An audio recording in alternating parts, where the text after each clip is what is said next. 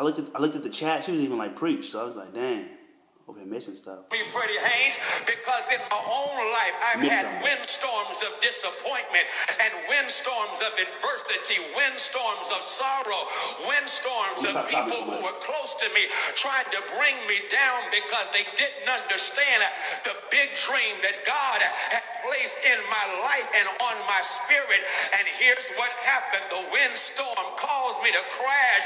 I crashed in a field of frustration and disappointment. And now I don't feel like dreaming big anymore. I don't feel like leaping at the sun anymore. If that's you, my sisters and brothers, I'm glad you came to this service, because the Bible lets us know that the book of Chronicles is quite interesting in that the chronicler is basically narrating the history of the people of God going all the way back to Adam and Eve. But here is what's mind-blowing. The chronicler does something that other books in the Hebrew Bible don't do, and that is the chronicler doesn't mind giving some shine and some spotlight to hidden figures who, in a real sense, we know nothing about. How many of you, before I read this passage, had heard of homegirl Shira? Shira, my sisters and brothers, is somebody. We don't get much shine for her because she is couched in just a verse right there in chapter 7 of the book of First. Cool. People be always saying that too. Oh, come on, man.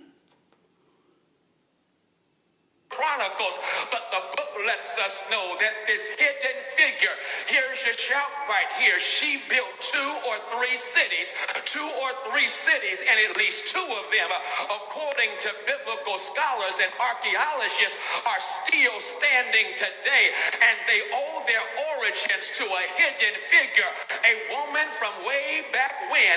Y'all not shouting. I guess I got to give y'all her story. Note with me that the Bible lets us know in the preceding passage, verse 23 of chapter 7, that Shira, watch this, is a daughter descendant of Ephraim. Y'all know Ephraim, don't you? Ephraim is the son of Joseph. Joseph and Asenath. Asenath is an African woman, a black woman that Joseph had married when Joseph had been sold into slavery by his own brothers. He gets in slavery, but while in slavery, the Lord is with him. I park right there because it's good to know that God doesn't always take us out of stuff, but God gets into stuff with us, and God can bless you in the very presence of people that can't stand you. God can bless you in bad situations. God can bless you so much that here's what happened. Joseph marries Asenath, and the Bible says they give birth to 2 children, Manasseh and Ephraim. Manasseh means forget, because he's testifying, God has made me forget all the hell my family put me through. Isn't it good to know that God is so good that the people that did you wrong, God can bless you right, and before you know it, when God blesses you right, God's right overrules their wrong, and before you know it, you can forget what they did to you, not in the sense of amnesia, but God will take, here it is, resentment from what you remember. Preach, Freddie, I'm doing the best I can. Isn't it good to know that even though they hurt you and it's in your history, God says, I'm going to take the sting out of that hurt so it no longer hurts you anymore. Why? Because I'm going to take what they did to you and use it to work out for you. And so his first son is named Manasseh. His next son is named Ephraim. Ephraim means fruitful, because Joseph testifies, God has made me fruitful in the land of my affliction.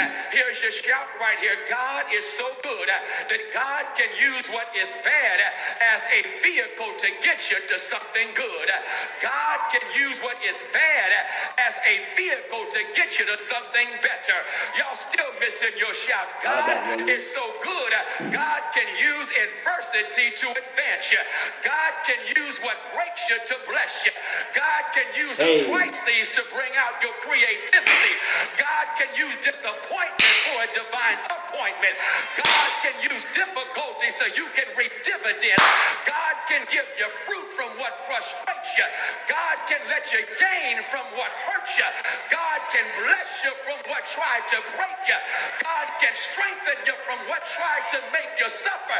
God can give you what you wouldn't have had you not lost what you thought you had to always have.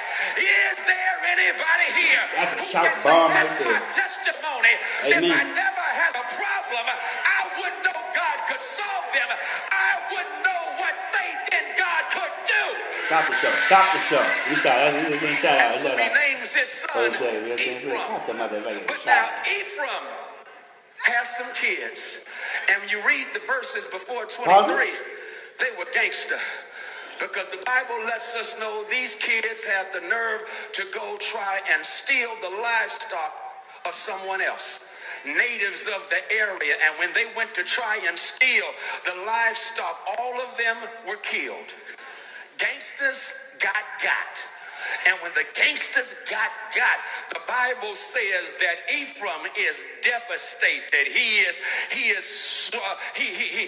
sinking in sorrow. He is in the grip of grief. Have you been there before? Because here is a parent who is now weeping over his children. And I tell you, my sisters and brothers, that can be real painful. His heart is broken. He's devastated, but he and his wife make love, and as a consequence, she gives birth to Beriah. And look at the name of Beriah. The name Beriah means disaster or tragedy or suffering.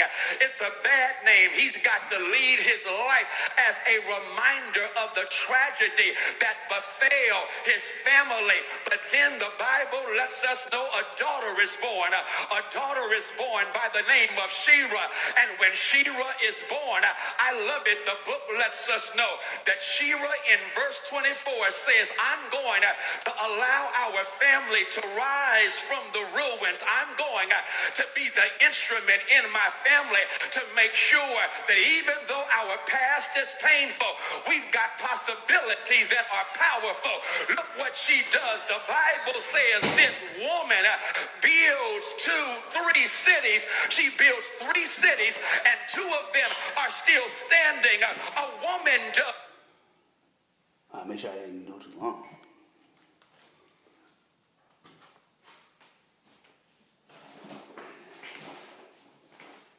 I heard it the whole time and it stopped just now.